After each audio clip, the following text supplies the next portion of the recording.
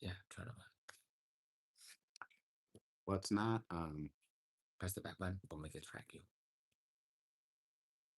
Where did I move? We only tracked 3.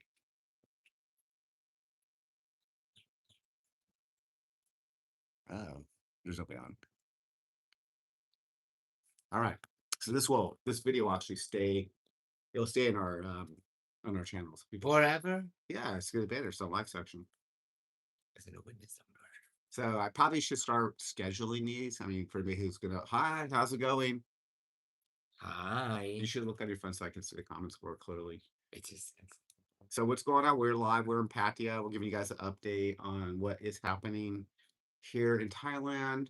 Songkran's happening. It's a big water festival. So um, we unfortunately Sawati Krab. Sawatdee krab. So we booked a Pattaya Jotium, but nobody told us in any of the videos that the big main event happens on the 19th. And not today, like in Bangkok. So we had to actually rearrange a lot of flights, hotels, because hi, how's it going? Thanks for logging on.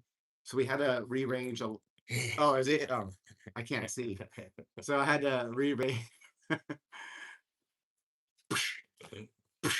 Anyways, we had to arrange a lot of flights and hotels because we want to be in Pattaya for actually their main event in the gay area, right? Yes. So Pattaya, they celebrate it on the 19th. They call it One Lai, which means like the the light means like for the water to flow. So like I guess it's like the last day that the water is flowing. So the 19th is when they celebrate it. Of course, they're celebrating it with the rest of the kingdom on the 13th, 14th, and 15th. Mm. But on the 19th is their biggest celebration. It's like the last day of their Songkran.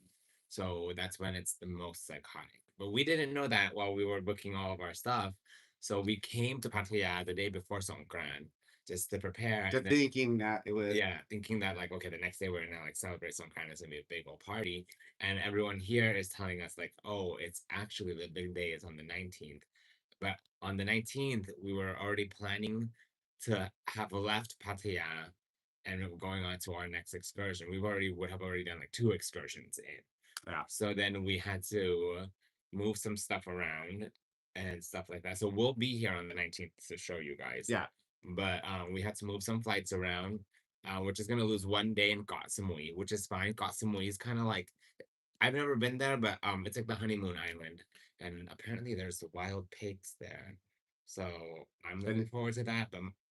But the only reason why I know that is because my friend was like, "Yeah, it's so boring that why would you want to go there? There's just like pigs running around the island," and I was like, "There's pigs running around the island? That's the best part." Yeah, I really don't think Koh Samui is like a big gay island, so actually reducing our time there to 2 days is fine. But we're going to Koh Samet on Friday. Yeah. So Koh Samet is like the Thailand's like version of Fire Island. We'll see. I mean, I'll evaluate it. I've been to Fire Yeah, Island. we're not sure how fiery it's gonna be because like people might just still be in Pattaya or wherever, like doing their Songkran thing. Got but apparently Gossamet is supposed to be very popular for the gays on like 3-day holidays. And this is one of them. Yeah, this is kind of like Thailand spring break. Like this is the whole week. So yeah, this is considered one of them. Another one would be like I don't know, like Jula Day or King Jura Day or something like that. Like Yeah. whatever. Like there's a lot of holidays in Thailand, by the way. For those of you who are living in Thailand or have lived in Thailand, you would notice that they like celebrate a lot of kings' birthdays, a lot of monks' birthdays. There's a holiday like all the time. There is, and one of the things we're going to do is because this is in Pattaya. It's actually there's 2 sides of Pattaya. We are actually in Super Town, which is the paint. You haven't seen the videos yet, but I've recorded a lot last night. This is like the main gay area. There's 2 distinct gay areas in Pattaya. One's called Boys Town, but we're actually going to go to a. This is a funny story. We're going to a basically where all the women Oh, the straight side. the straight side. So we have to go to the straight side to film bath. I'll have my waterproof camera.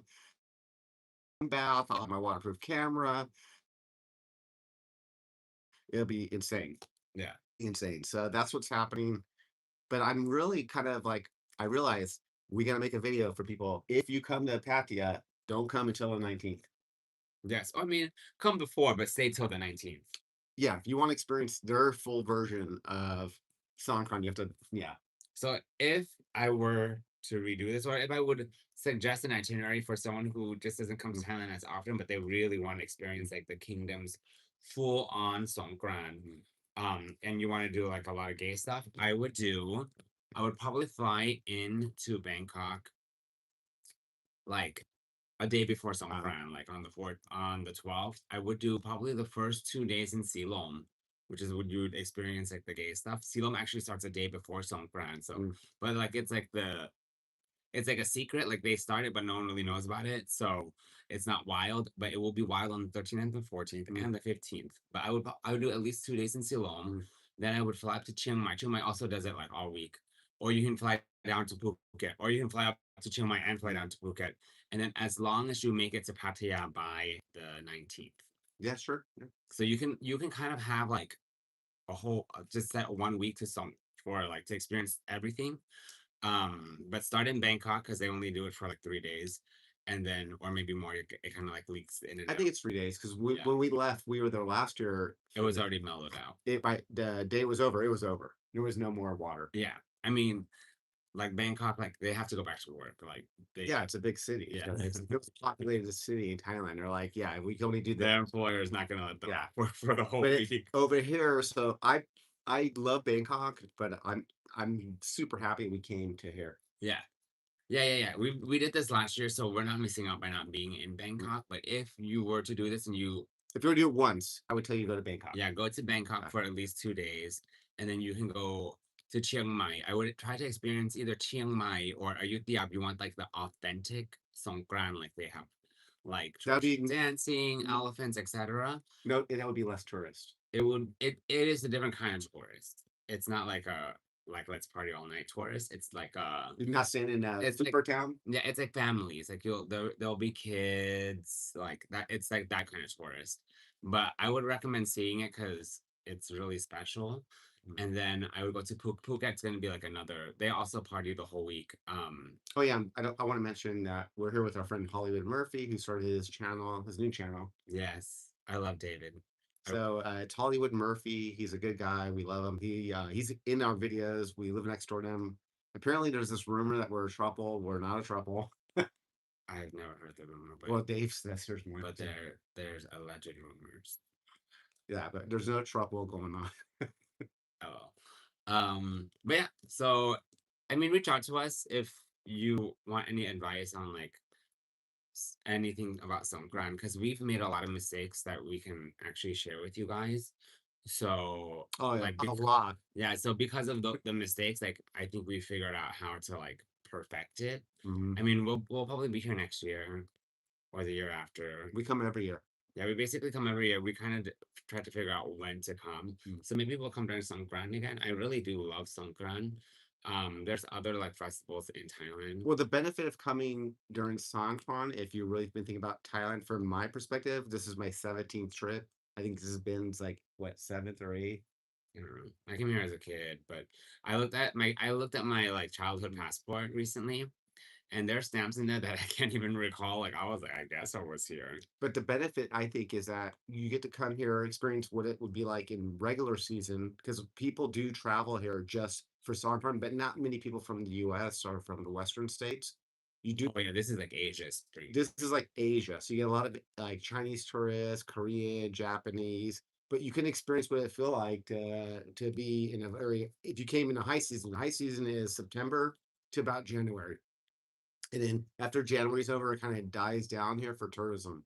So maybe March is the last. No, probably February would be the end of the tourist season here, and that's because of the weather. So we are Songkran. If you don't know about Songkran, one of the things, it's a spiritual thing for the Thais. It's you know you want to explain the spiritual part of it? No, you do the research. Yeah. Okay, explain it. So a lot of it has to do with like cleansing your cleansing your soul. That's what the water's for, Mhm. right? The reason you pour water is your soul, kind of like letting things go. You're just starting a new. It's like New Year's. So Songkran is Thai New Year. So just like all things New Year's, you you make resolutions. You basically try to cleanse away the last year. But then what happens after Songkran's over is that it becomes really dead here. Oh, I'm sure. Because okay, so just so you guys know, Songkran falls in Thailand. Songkran is traditionally the hottest time of the year. Last Mhm. the weather was really good, and there was some kind of like weird cold front going on in Mhm. Thailand, so it wasn't hot. But this year is the opposite. This year is not just hot, like we're in a super El Nino, so it's hot and dry. But Songkran falls during the height of the summer. So right now Thailand is in summer.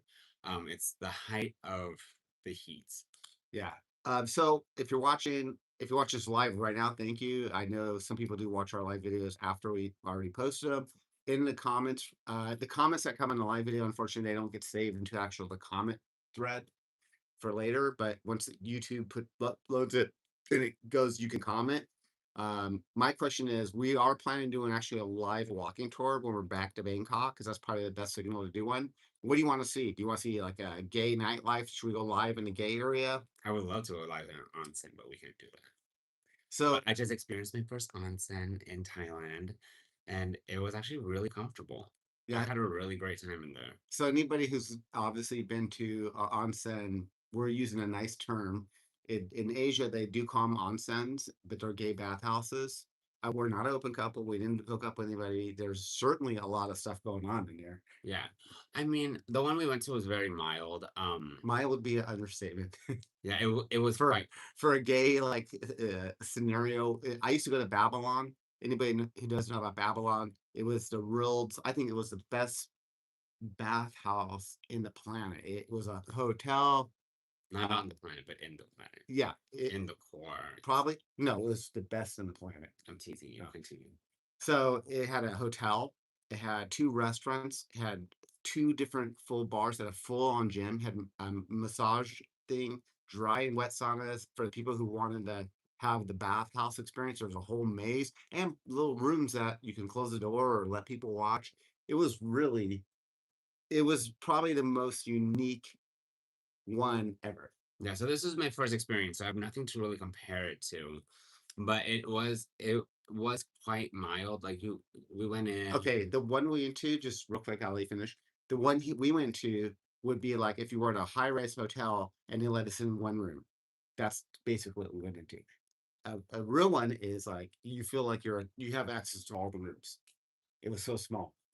Yes, it was quite small.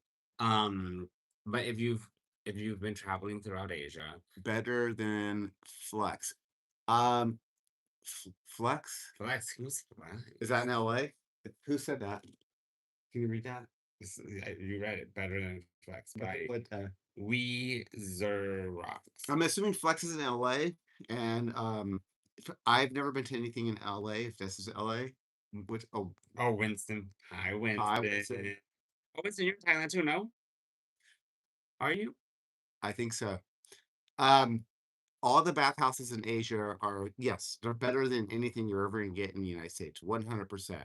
Okay. 100%. Look, Winston. So we went to what was the onsen that we went to? It was called Bangkok Onsen. No, it's called yeah, Bangkok Onsen. Yeah. Don't say no to me when I'm right.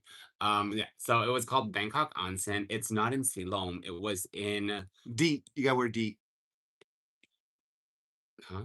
He said he got mosquito bites. Let's read the comment. Oh yes, we're deep. Winston. Let me show you. You should get this. Uh-oh. Where are you at, Winston? What part of Thailand are you in now? So if you're sensitive to DEET, because DEET can make some people like really nauseous or feel nauseous because it's just like a really strong odor. If you go to your local 7-Eleven, which there are a I trillion, understand. Okay. you should get this at 7-Eleven. This is what the locals We'll take a use picture of it tonight. for Yeah. for mosquitoes. It it smells really nice and it does the trick. But yeah, 7-Eleven, they have it. It comes in all sizes. I have the smallest size because you can put it in your pocket. Do you want us to text it to you?